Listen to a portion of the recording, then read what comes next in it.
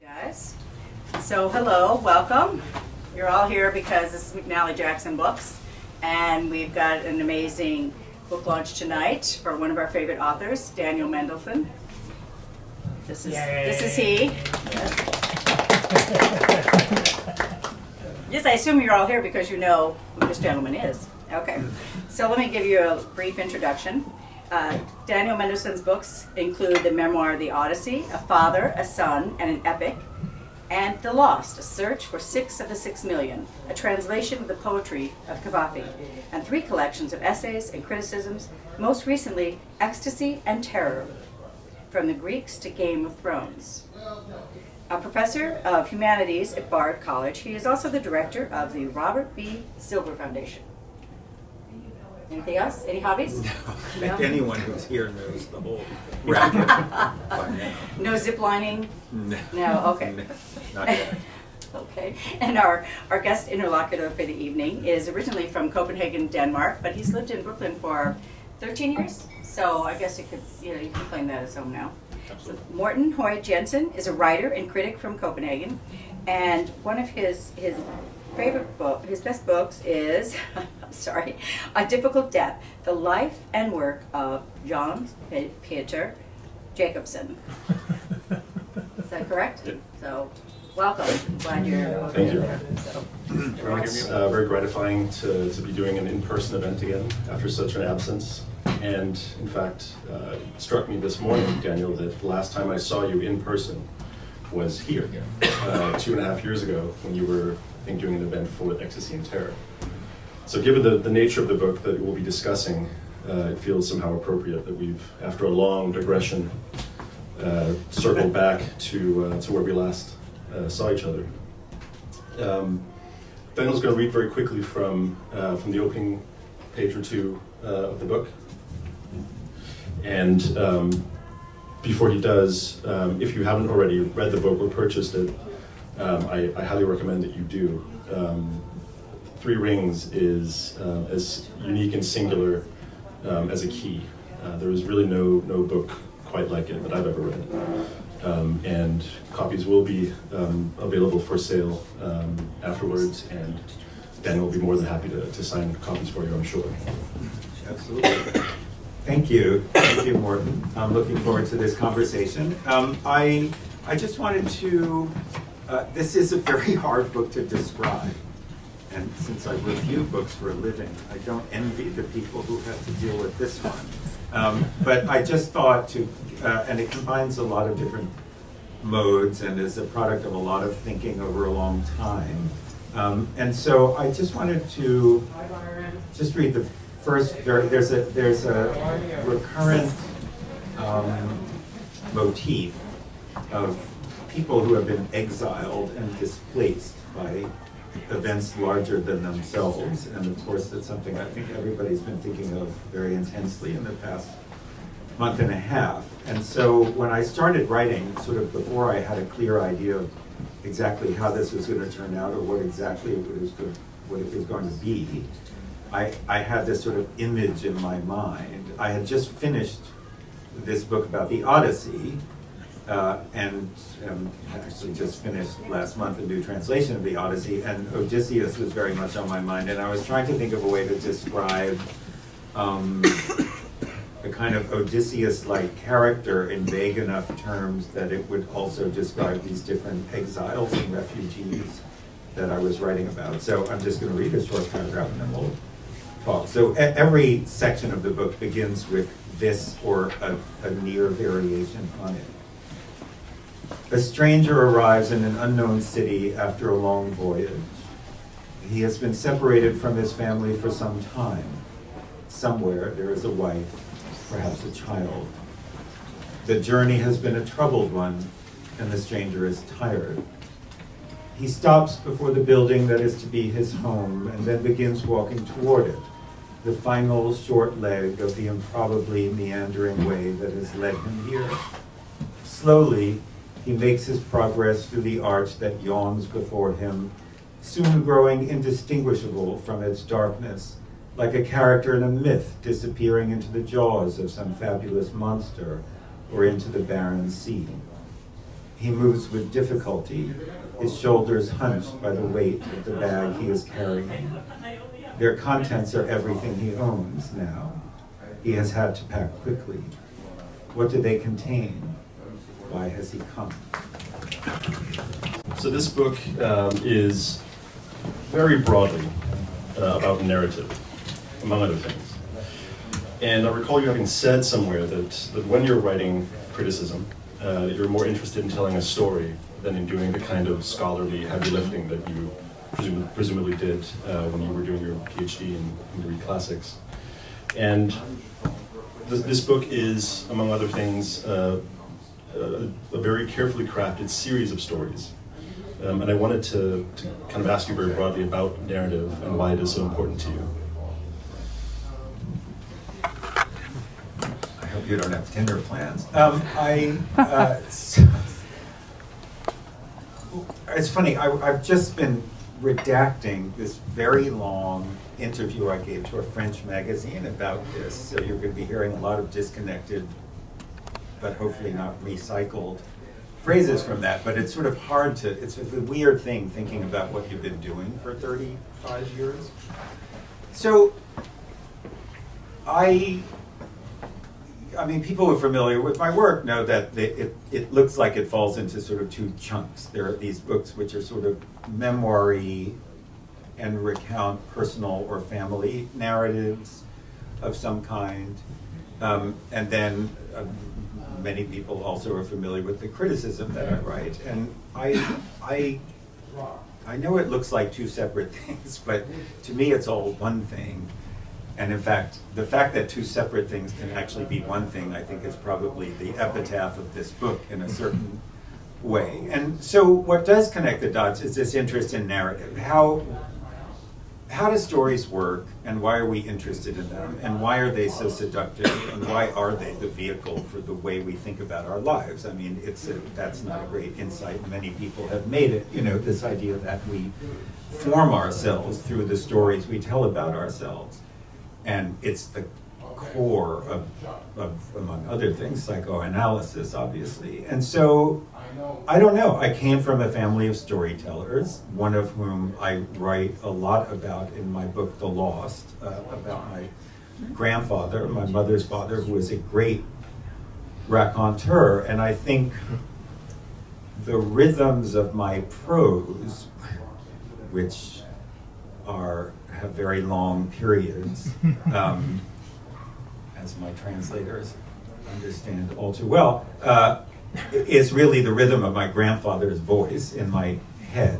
And so just having grown up in a family of fabulists, you know, people who love to tell stories, the truth of which I only started to question when I was much older, you know, was just a kind of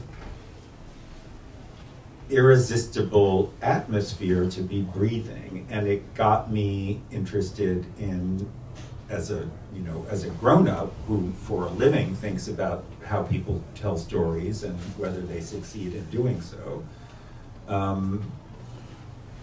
It's the thing I'm interested in. And so to a certain extent I feel like, yes, okay, I wear two hats because I write stories and I also write about the way other people write stories. But to me, it is sort of seamless, because what interests me is narrative. I'm very interested in structure. And even when I review things, I tend to focus a lot on the structure and whether I think the structure works. Even when I, at one point, was reviewing theater quite often for the New York Review of Books, and my actor friends would complain and say, "You never talk about the performance, you always talk about the structure." And I think it goes to this aspect of just being interested in the way that stories work. Now, this consideration is not just an aesthetic one. That's something I started to think about heavily when I was writing this Holocaust book, in which my, as it were, congenital interest in storytelling there was added to that a sort of ethical consideration, which got me thinking, was what happens when you tell other people's stories? What's the, it's that sort of Janet Malcolm-y thing, what's the ethical trade-off when you start talking or telling other people's stories? And then there's a further consideration about stories that come out of trauma. and to what extent we can, how do we filter that? How do, so I just feel like this is a question that's haunted me for a long time.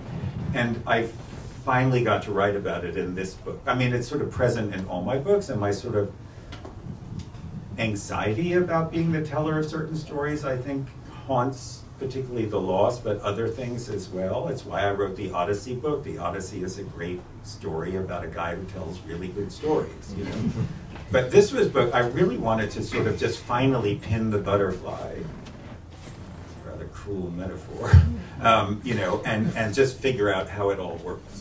But it's interesting because the book comes out of a sense of narrative despair, as you describe it, because after you write The Lost, Daniel's very haunting memoir, come reportage book about his search for 6 family members among the 6 million victims of the Holocaust, you experience a kind of breakdown after that, as you put it in this book. And you think that the way out of it is to write a book about the Odyssey, but it then turns out that you had a kind of a narrative, what you described as narrative despair, when you were trying to write that book. So, this book comes out of a failure of narrative in a sense. Well, yeah, one way of describing Three Rings is it's an attempt to describe how hard it was for me to write an Odyssey. I mean, that's actually the plot, so to speak, I had a terrible time writing that book. And I think it was from, now looking back, I think I was suffering from narrative overdose. I was trying to write a book about teaching a class about the Odyssey, which is as I said, which is a work of literature that is particularly haunted by a kind of superabundance of narratives and tricky narratives as well. And I just felt like I was choking on narrative. And how I sorted out the problem of how to tell the story gave me great insight into this question that I was referring to earlier, which is, why are certain stories satisfying? Why are certain stories, useful as vehicles for saying things about the world more than other stories? So this book is a kind of cousin of other books that I've written, which are sort of personal stories, but this is at once more personal and more literary or more abstract, because it's about me failing at first to write a book. And my insight into why I failed gave me a great kind of perception about narrative. And it's ironic because the solution to that, to the problem with that book was, in fact, something that you know very well, which is Homeric ring composition. So tell us about, I don't want to embarrass myself by trying to define ring composition, but tell us what that is and why that was the solution to your book about the Odyssey. So the Odyssey book was the story of an experience I had, a series of experiences I had clustered around Homer's Odyssey. The first experience was that my father, then aged 81, decided he was going to be a student in my undergraduate seminar on the Odyssey. So at first I thought it would be a comedy. In fact, I distinctly remember calling Leo Carey, my editor at the New Yorker, and saying, I think I'm going to have a great personal history piece at the end of this semester because my father is going to be my student. And then that happened. And then at the end of that semester, we decided to go on this Odyssey cruise, which recreated the voyages of Odysseus. And things got really interesting on the cruise. And it sort of just suddenly deepened, the quality of these experiences that I was having with my aging father, who I didn't know it then was soon to die, got interesting, and I realized it wasn't just a comedy, it just wasn't a sitcom. And then he died after we got back, and there was a lot of businesses about hospitals and stuff like that. So there were sort of these 3 acts: the classroom, the cruise, and the hospital. And I wrote out what I just told you in the order it happened, and it was not working. I'm a book critic. I know when these things happen. I just knew it wasn't working, although all the stuff was there. And I I thought that was really interesting. So an editor friend of mine, thank God, intervened, and he said, well, the problem is nobody wants to get to the end of the semester and then have to go on a cruise. I said, well, that's what happened. He said, I don't care if that's what happened. You have to make it more interesting. So what he said was, you have to make the classroom the sort of backbone of this, tell the story of the Odyssey by recording on your conversations in class, and somehow find a way to do the cruise and the death, either through flashbacks, flash forwards, intersperse it, do something. But you can't just lay these three things out one after one. And I sort of clapped my hand to my head, because of course this technique of involution, to have a main narrative with these subordinate narratives embedded, it is in fact the technique of the Odyssey, which I was purporting to be able to teach. And so that became the solution. And that's why the Odyssey book and Three Rings is structured actually in a way as a sort of homage to this technique. So ring composition, I'm going to come back to my grandfather here, is a natural oral technique of storytelling. When you're telling a story, oh, I went to the supermarket to get a quart of milk. And on the way, I met my friend Fred. Oh, you know Fred, he's the one I went to college with, and we had that funny thing happen once. What funny thing? Well, that thing where it was, we did the shots and, So as you're telling a story, you're sort of interrupting yourself to sort of recoil and add more and more information, but you're always going to come back to the main narrative. I had to go to the supermarket and get a quart of milk. But by the time you get to that story, you've got the history of the college, the drinking party, the people. That's ring composition in a nutshell.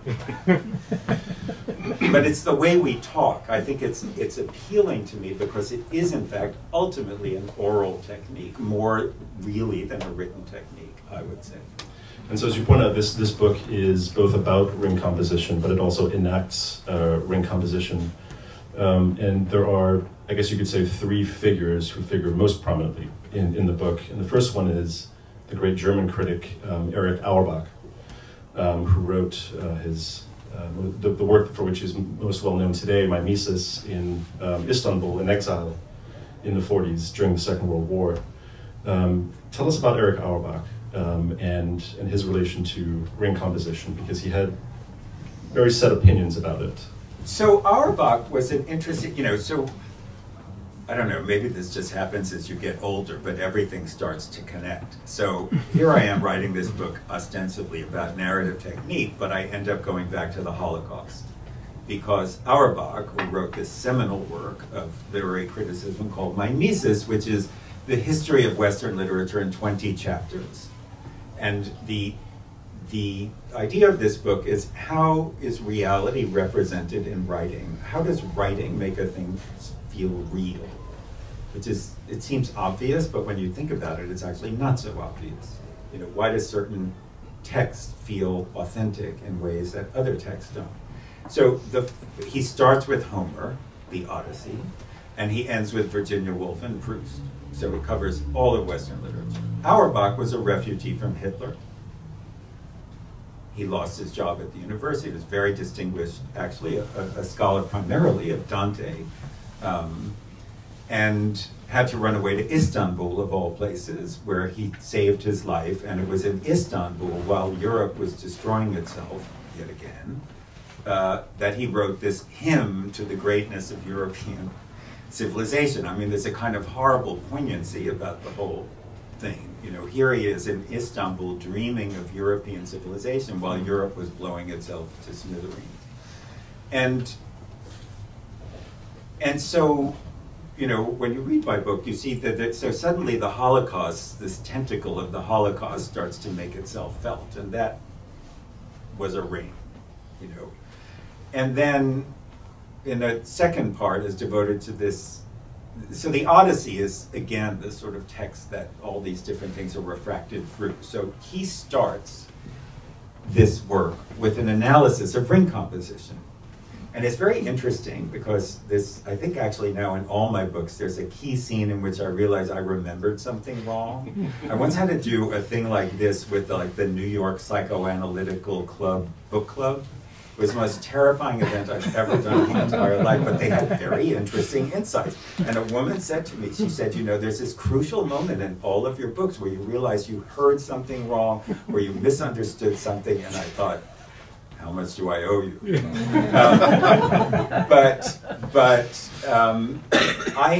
So he begins with an analysis of ring composition in a very famous scene in the Odyssey. And here I had finally figured out that ring composition was going to be the answer to all my problems writing this book. And I went back and I said, oh, and now Auerbach is going to tell me why it's so great. Actually, he doesn't like ring composition, it turns out. I had completely misremembered this text, which I'd read in college. He doesn't like ring composition because, and this is interesting, and it goes to something else I discuss in my book, and it's about our interest in storytelling. For him, because, you know, an assumption of ring composition is if you have enough rings, you can say everything, right? If you keep tripping yourself up to interrupt yourself and give more and more detail about more and more backstories, eventually you'll do everything. And someone did that, and his name was Proust, who I also write about in this book. But Auerbach said, actually, that quality of the sort of infinite, you know, that mise en abîme, that infinite series of circles, you know, is not realistic, actually. We don't know everything about every incident and every person who was involved. And he contrasts with this Homeric passage, a passage from Genesis, in fact, the story of the sacrifice of Isaac. And he quotes it, and he says, actually, whoever wrote Genesis, forgive me if I make some criticisms here, but you know, it omits things. You know, they go to the place of sacrifice, but unlike Homer, you don't know everyone they met on the way, or what the name of the hotel was, and how many people were staying there, and who they talked to, right? It leaves these sort of blanks and just focuses on what that author thinks are the crucial moment. And for Auerbach, the Genesis is a more realistic text because it reproduces the gaps, the omissions, the not knowing that is more characteristic of lived life. And that got me thinking. And that started making me think about the third of my three rings, my three authors, who is Sebald. Actually, I have a very special connection with Sebald and this bookstore because I did a series of seminars about Sebald last year that were really fun with a lot of great people. And you know, Sebald, for anyone here who is familiar with him and his remarkable novels, is a writer who has almost nothing but omissions. You know, there's at once a sense of circling, pun intended, you know, circling, aimless wandering, displacement, digression, you know, but it never seems to go anywhere. There's always a sense of desperation. It is also a body of work, as people know who know about it, that is haunted by the Second World War and the Holocaust in particular. So it looks like, as I was writing about these different people, Auerbach, Sebald, the Holocaust again started to make itself felt. And then there's a central chapter about this French writer, the second of the three rings, François Fénelon, who in the late 17th century, he was the tutor to the grandson of Louis XIV. Every time I think I have problems with Bard, I thank God that I'm not Fénelon, you know, with fetchy parents complaining about grades. And Fénelon, as a kind of instructive text for this poor kid, wrote a kind of fan fiction based on the Odyssey, called The Adventures of Telemachus, in which he sort of opens up the Odyssey and finds spaces where he can insert new adventures, not for Odysseus, but for his young son Telemachus. And that got me thinking about narrative in a different way, which is, can you open up rings inside of another work, then still leave and not interrupt the action of this other work? So those are my three rings, but in each case, as I started looking at the lives of these three men, all were exiled, either literally or figuratively. Auerbach certainly. Sebald is certainly self-exiled from a country whose history he was unable to deal with. And Fénelon was actually exiled also once this book came out, which was very critical. It's a lot of discourse about good kings and bad kings, and Louis doesn't come off so well. So he was exiled. And I started thinking about this kind of, is a way to overlay this narrative technique, which consists of displacements and digressions and evasions, with the actual lives of these three writers who were subject to this displacement in their own lives. And the crucial distinction that you make between someone like Sebald and, say, Homer, is between what you call an optimistic narrative style and a pessimistic one. And that to me is one of the crucial insights of this book, that on the one hand you have a kind of Greco-Roman optimism when it comes to narrative. You can always put more in. And then there's a Judeo-Christian pessimism, which is that there's always going to be, as you said before, with Genesis, gaps, omissions, and so on. Yes, and I think so, and I mean, this is really, I was just sort of riffing or expanding on Auerbach's insight. He says that the Hebrew form of narrative looks like the Hebrew God, which is a lot you'll never know. And no one's going to tell you, and I think that was very interesting. Whereas but it's an interesting thing happened after the book came out. So I said, well, so we're going to call this Greek technique optimistic, because presumably you could say everything about something if you had enough circles, so to speak. And the Hebrew is pessimistic, because there are things you're never going to know. And a reader read the book and wrote me and said, why do you think that's optimistic if you can say everything about something? And I thought, that's an interesting question.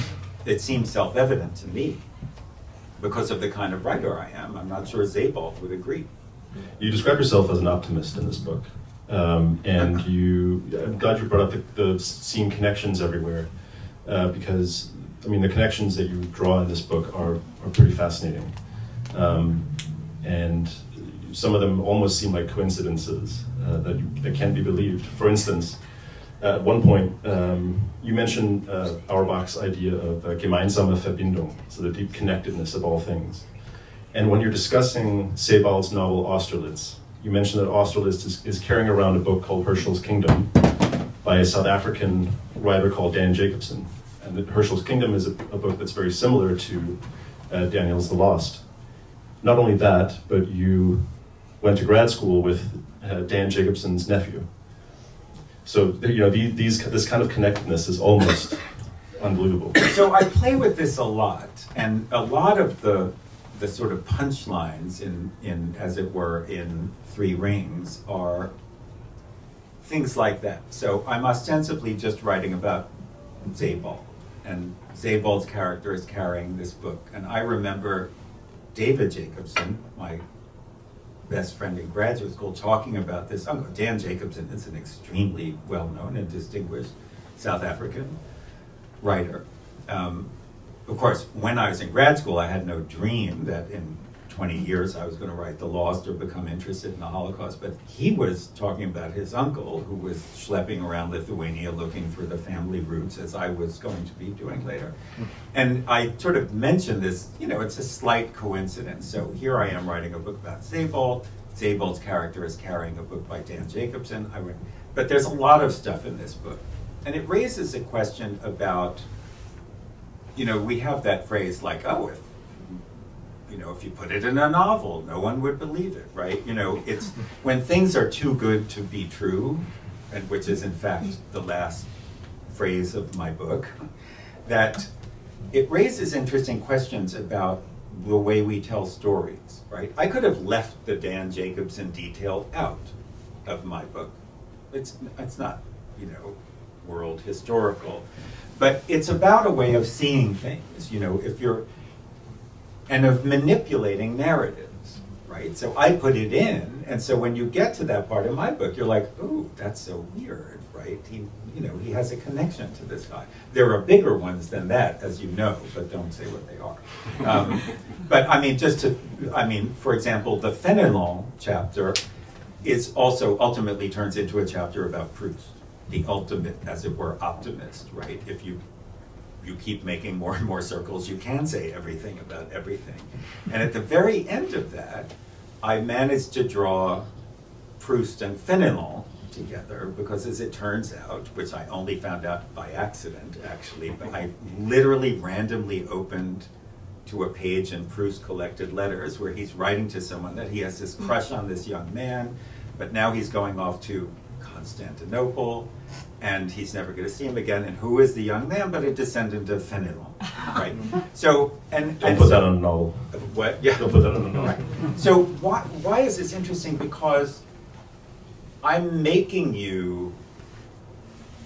the connection. I mean, the connection is out there, but I'm designing my book so that every chapter ends with some improbable little aha, which is to draw attention to the artificiality of narrative, which is something that's very interesting to me. And having worked on this Holocaust book, a subject I sort of backed into, I'm not some great expert on the Holocaust, I became very interested in the improbabilities of life. When we say that, it's such a weird coincidence. If you read it in a novel, you wouldn't believe it. There's a whole series of assumptions behind that statement, which I think are very interesting to examine. If it's too coincidental, why don't we believe it? Where in fact life is filled with stuff like that. And if you've read The Lost, you are aware that these amazing things kept happening to me while I was researching that book, which my editor said to me, no one is going to believe this. I said, well, it happened, right? So that, opens up a space for the famous literature versus life question, but it also opens up a space for a question about narrative. I make this happen in the book to make you aware that the narrator is controlling you, is making you see things, and that may or may not be interesting, but once the narrator does that, they become salient.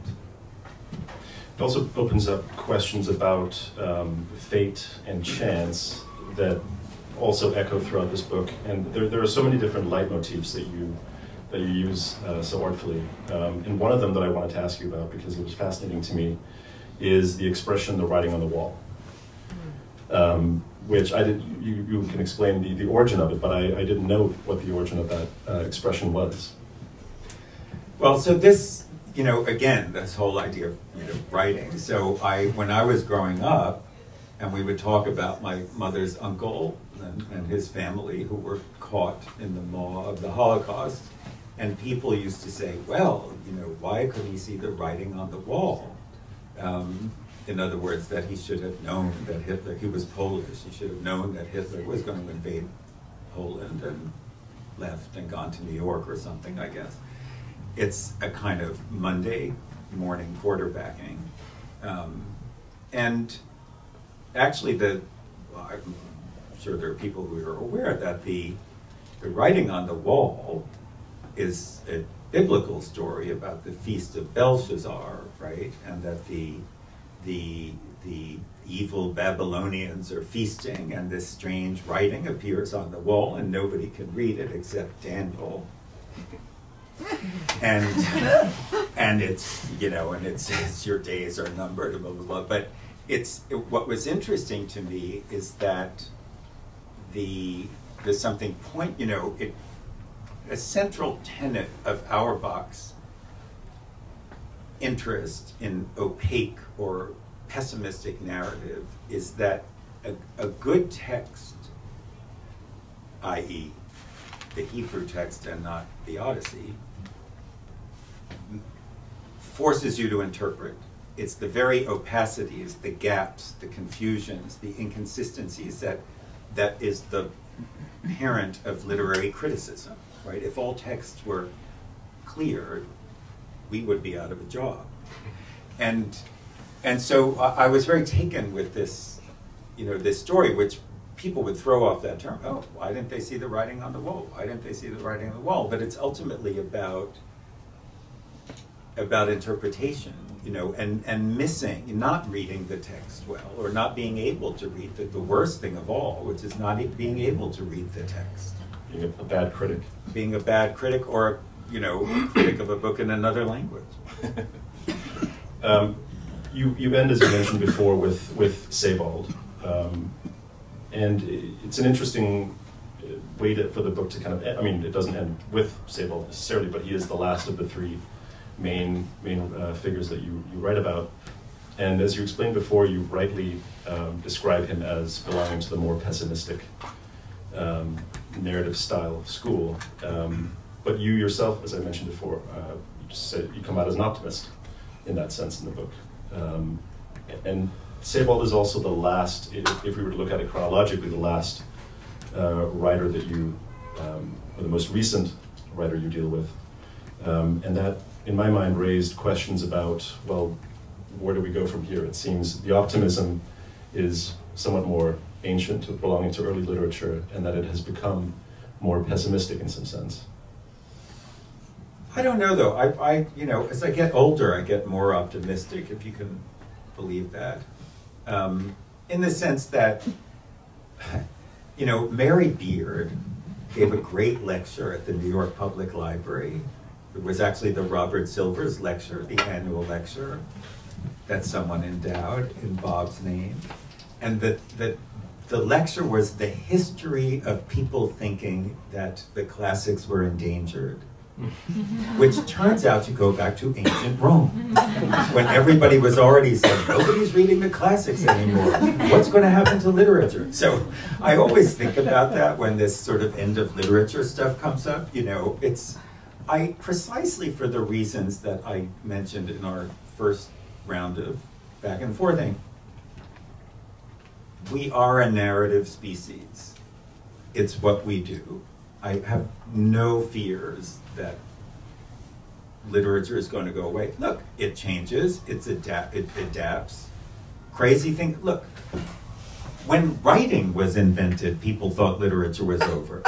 Let us not remember, right? People like Homer were scared shitless when writing was invented. They were like, oh my God, I'm out of a job. Who needs oral poets who can remember 12,000 lines now? Someone could just write it down, and then what, right? When the printing press was invented, people were hysterical. When the internet was invented, people were hysterical. And in each of these cases, actually, what has resulted is just new modes of, look, the printing press to some extent made the novel possible, right? The very long prose narrative, right?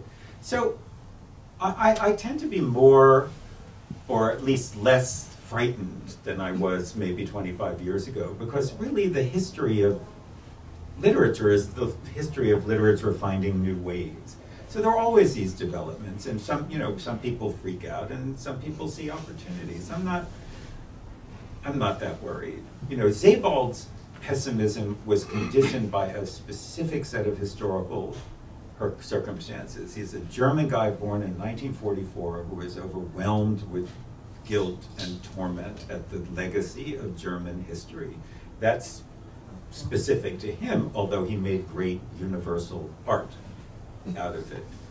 And in his world, wherever you digress, however many circles you tell, you know, you don't get anywhere because of this obliterating event. And that's one way of seeing things. You know, there's a story I tell, a biblical story, that I tell in The Lost, and I think it's a kind of metaphor for this problem, you know, which is the wife of Lot, which I think is a very significant story. And I think it sort of, to some extent, in the book, I use it as a metaphor for the dangers of memory, right? You know, memory can paralyze you. If all you do is think about the past, you can't move forward.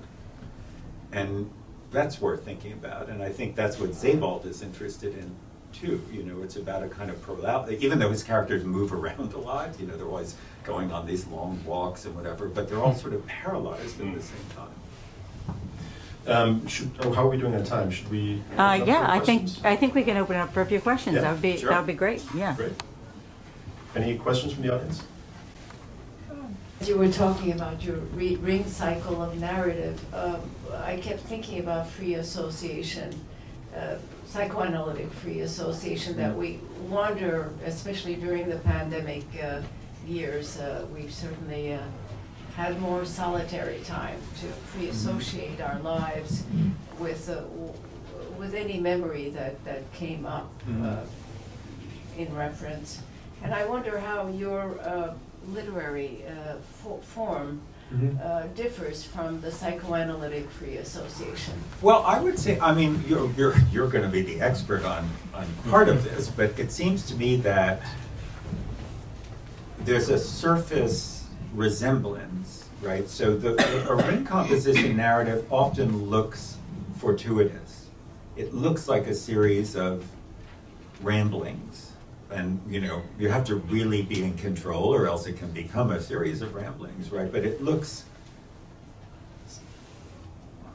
accidental. One thought leads to another, blah, blah, blah. Now, in the hands of a good ring composition composer like Homer, you always end up back at point A. And it turns out that all of these ramblings and digressions and evasions and diversions are purposeful and have taken you through things that you need to know in order to understand A better, which is where you started. Now, it seems to me that, and what do I know, I've only been in analysis for 32 years, but that the point of, or one of the points of allowing the analysand to talk and free associate is that there turns out to be a pattern. The pattern is what you're looking for ultimately. You know, you think that, just to take a random example, you went into therapy because you were afraid to return a pair of socks at Macy's, but that actually turns out to be about your mother, right? You know, or whatever. So it seems to me that there's a kind of parallelism, which is that beneath the ostensible randomness, there turns out to be an organizing intelligence that the narrator may not themselves be aware of, right? And in that sense, I think there's probably some kind of cousinage between these two activities. But of course, you're looking at them from the opposite sides of the telescope, because an analysand is actually free associating, and your job is to see how it all connects, whereas the person who's writing in this way has to make it look accidental, but actually all along has known what they're doing. So they're like inversions of one another. It's a super interesting question. It's a conscious act, I think is what you're saying. Yes. We are writing. Yes. Although, as those of us who are writers know, when you are writing, it often doesn't feel like a conscious act. You know, something takes over and you're sort of in the zone and it's just going on, but later on you're like, oh, that worked. You know, but again, it's the same thing. It's the subconscious working itself out. Very interesting question. Do we have another question? Yes. Time for a couple more. Yes. Good. Were you padding for that? Oh, there you go. Daniel, so fascinating, and I loved the book, and I thought I understood Proust, but you made me see that I really didn't. But now I do, thanks to you. I wonder, you write obviously nonfiction, but it's of such a literary quality that it's almost novelistic. Does fiction tempt you at all? It's such a great, thank you, Kati. So it's such an interesting question, you know. The whole idea, those of you who follow me on Twitter know this is a favorite hobby horse of mine. The idea of nonfiction as a category is hilarious to me. You know? There's fiction and everything else, you know. And so I take that I take your question as a compliment. But again, to me what's interesting is, why should the truth value of the narrative be a determinate factor in how we evaluate it? I mean, that's a sort of disingenuous question, but you know, like the Greeks wrote these crazy biographies, none of which were true. You know, were based on just the most cockamamie thing, and they didn't care. The point wasn't the truthiness of it, it was a great story, right? So I'd like to think I'm a good storyteller, and mine just happened to be true, right? And then some people are good storytellers, and theirs are made up. But so I'm not tempted by the novel, actually. First of all, and this is true, I could never think of a plot. I couldn't, like, I know the chicken crossed the road, but then what happens? Who knows? I'm terrified. But to me, what's more, I always joke with my novelist friends that they have it easy. They just make stuff up. I have to take what happened and make it feel like a good story. You're held to account. You know, and well, it's not even just, well, that's part, More so now than ever, I can tell you. I just wrote an introduction to a novel, and they fact-checked it. I was like, "You're fact-checking an introduction to a novel? Are you crazy?"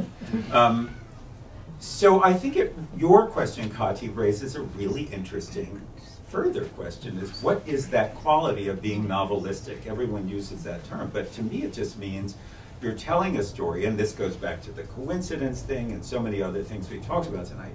You're telling a story in an artful way, but it can be a true story, right? So I think the challenge that I've taken up again and again is how to take something that actually happened and make it have the shape of a well-told tale. Life as we know, well, this may be the answer to the question of coincidence. Life as we know is random. It doesn't fit neatly. And yet, look, you've done this. You've written biographies, you've written memoirs, you've written accounts of things. How do you make it into Which is why I don't have time to follow you on Twitter. But you know, it's why I don't have time to be on Twitter, you know. But so that's what's so interesting, right? How do you make it into a tale? You know, and that's why I consciously use the word tale in the subtitle of this book, because a tale, I think that word just has such a great feel. It's something like a childhood, like a fairy tale. You know, a tale is already more interesting than a story, and a story is more interesting than a narrative, and anything is more interesting than nonfiction. So I think it's a great question. Was there a question on this side before we? Someone have another question? Yes. I have a question. I turned it on, so it's already loud. Thank you. I'm not really sure what the question is, but I'm a big fan of your work, and I really love The Lost. And I'm curious, kind of, you know, watching the events unfold in Ukraine and having reflected so deeply on the tragedy that's occurred in that country, kind of, I mean, I'm just curious kind of what you're thinking, and what stories come to mind for you. Well, that's a good question. Actually, there's a reporter at the New York Times who interviewed me, and I don't know if it's come out yet, but he's like doing a story about Jewish American writers who have written the kinds of things that I've written and how they're responding to this. You know, it's a very complicated story.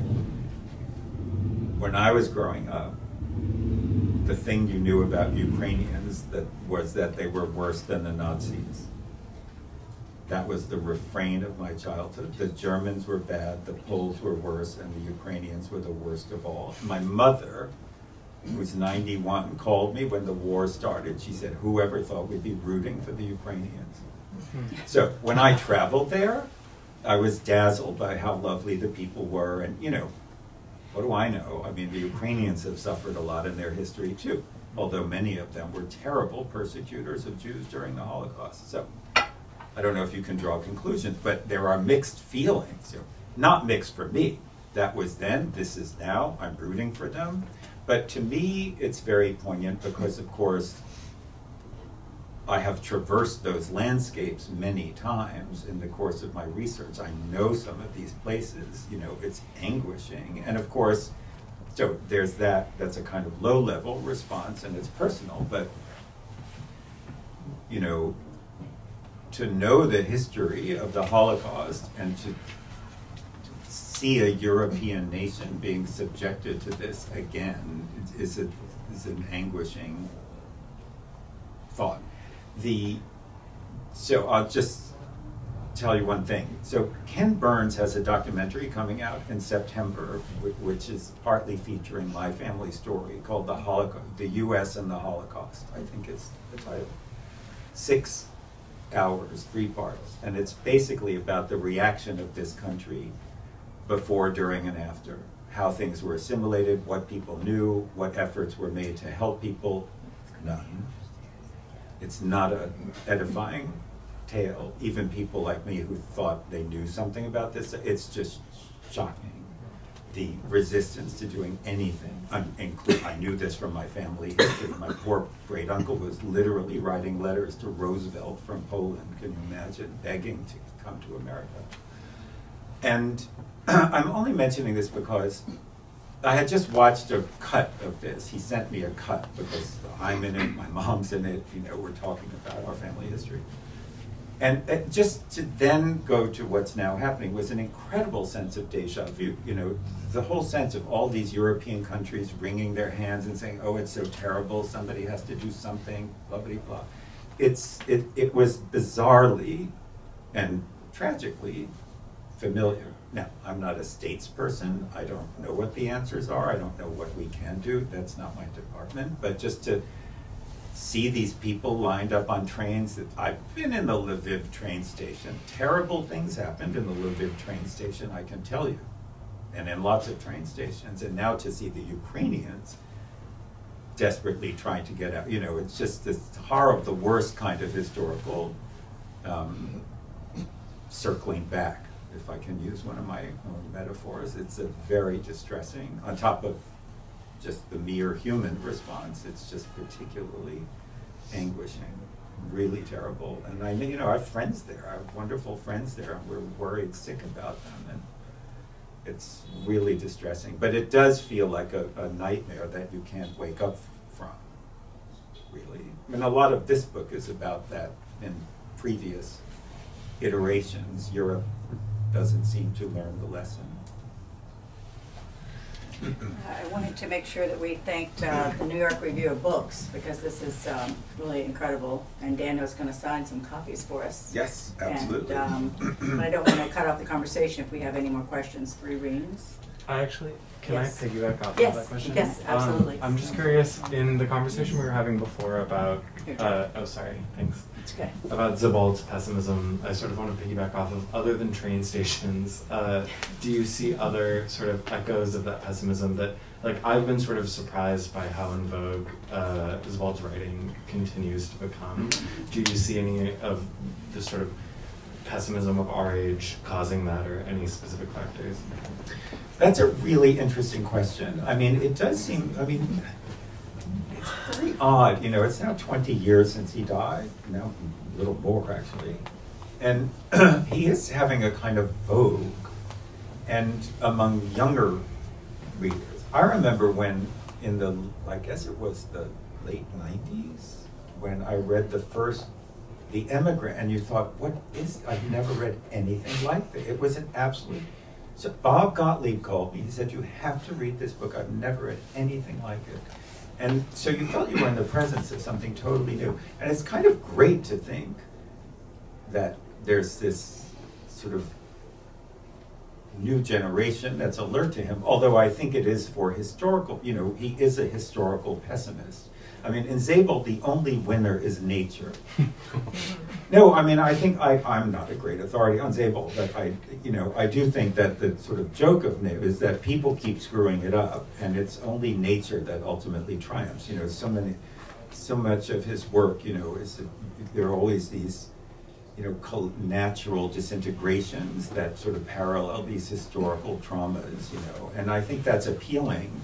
Probably for, I know my own children, and certainly my students as well, for them there's only one issue, which is global warming, that we're facing a kind of existential, well, not kind of, we are facing an existential crisis, and I think there's something in Sebald that seems to speak to that, this sense of an overwhelming event that one either can or cannot come to grips to, but the sense of being squashed by history in some sense, maybe behind this.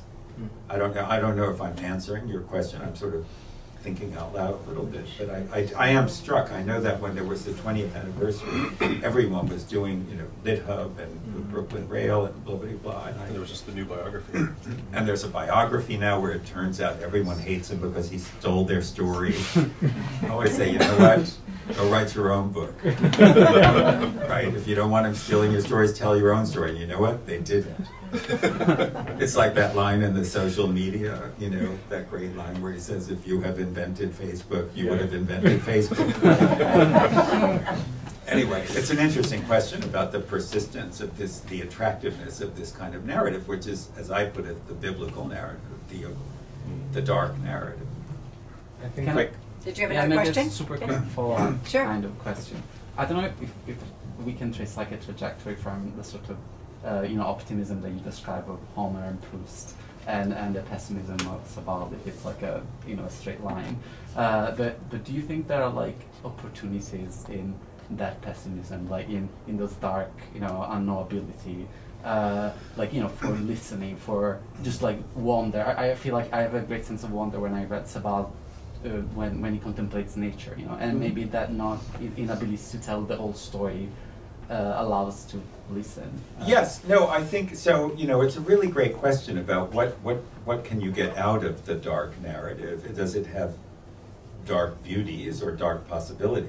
Totally. And I think here I come back to, actually, it's not my point, Auerbach's point, which is it is from the darkness, the withholding, the gaps, the opacities, that is the trigger to interpretation.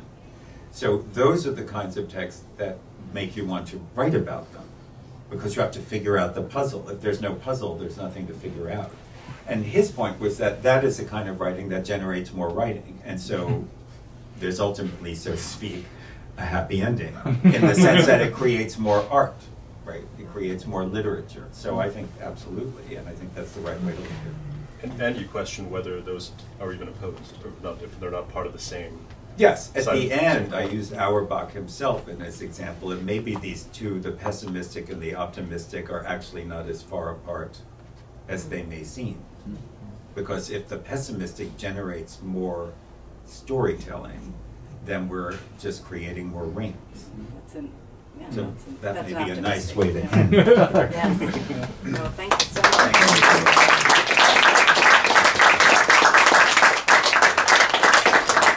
Daniel's going to sign books back here, and you can have some wine and beer for about 30 minutes downstairs. And we're so happy you all came. This is Thank really you. very exciting.